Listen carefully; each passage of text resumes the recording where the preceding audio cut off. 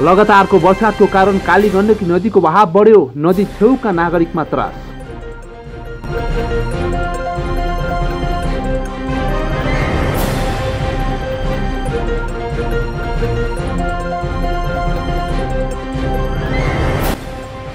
तीन दिनदेखि परेको अविरल वर्षाको कारण कालीगण्डकी नदी उभिएको छ।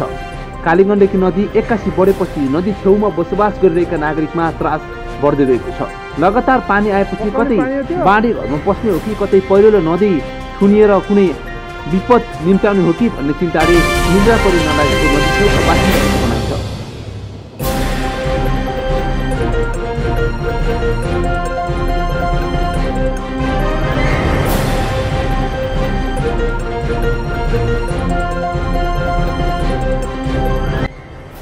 नदी बढेपछि नदीले बगाएर ल्याउने काठ तान्न र माछा मार्न नदी छेउका नागरिकहरू व्यस्त पनि देखेका छन्। मुस्ताङ र म्याग्दीका धेरै ठाउँमा साना ठुला पहिरो र बाढी गएका छन्।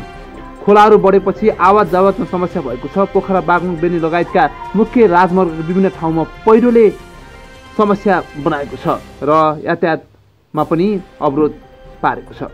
भिरालो जमिनमा लेदो माटो बगाएर ल्याएको छ। नदीको बहाव बढेपछि नदी आसपासका नागरिकलाई वर्षिने चिन्ताको विषय हुन्छ।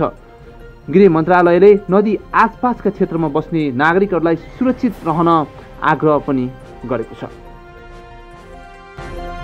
हेर्नुस् कालीगण्डकी नदीको पछिल्लो दृश्य।